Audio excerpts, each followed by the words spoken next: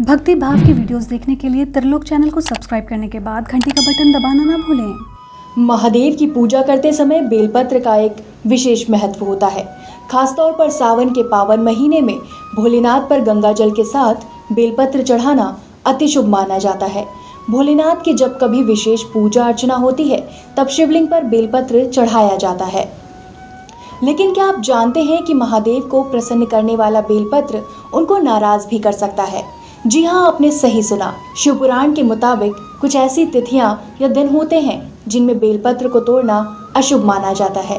उनमें से एक सोमवार का दिन भी है। लेकिन सावन में महादेव को ताजे बेलपत्र चढ़ाने के चक्कर में कई लोग सोमवार को ही बेलपत्र तोड़ते हैं, जो कि गलत है। कहते हैं कि ऐसा करने से महादेव प्रसन्न होने की बजाय नाराज हो जाते हैं।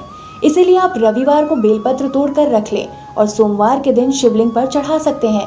आज के इस वीडियो में हम आपको बेलपत्र की कथा और किन किन दिनों को इसे नहीं तोड़ना चाहिए इसके बारे में बताएंगे, जिससे आप भोलेनाथ की नाराजगी से बच सकें। इसके अलावा हम आपको ये भी बताएंगे कि पुराणों में बेलपत्र के बारे में क्या क्या कहा गया है, इसलिए इस वीडियो को अंत तक जरूर देखें। बेलपत्र के पत्ते, फल और पेड़ बहुत ही पूजनीय हैं। बेलपत्र के बारे में कहा गया है कि दर्शनम बिल्व पत्रस्य स्पर्शनम पाप नाशनम, यानी कि बेलपत्र के दर्शन मात्र से सारे पापों का नाश हो जाता है। इसको लेकर एक कथा प्रचलित है, तो चलिए जानते हैं बेलपत्र से जुड़ी कथा के बारे में। बेलपत्र की उत्पत्ति की कथा। स्कंद पुराण में बेलपत्र की उत्पत्ति की कथा के बारे में बताया गया है, जिसके अनुसार एक बार माता पार्वती के पसीने की बूंद मंदराचल पर्वत पर जा गिरी थी, जिससे बेल का पेड़ निकला था। कहते हैं कि माता पार्वती के पसीने से बेल के पेड़ का उद्भव हुआ, इसलिए इसमें माता पार्वती के सभी रूप बसते हैं। माता पार्वती जहाँ बेलपत्र के पेड़ की जड़ में गिरिजा के स्वरूप में, इसके तनों में माहेश्वरी के स्वरूप में और शाखाओं में दक्षिणायनी और बेलपत्र की पत्तियों में पार्वती के रूप में बसती हैं।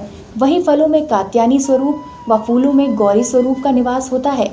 इन सब के अलावा माँ लक्ष्मी का रूप समस्त वृक्ष में निवास करता है। बेलपत्र में माता पार्वती का प्रतिबिंब होता है, इसलिए इसे भगवान शिव पर चढ़ाया जाता है। भगवान शिव पर बेलपत्र चढ़ाने से भोलेनाथ प्रसन्न होते हैं और भक्त की सारी मनोकामना पूर्ण करते हैं।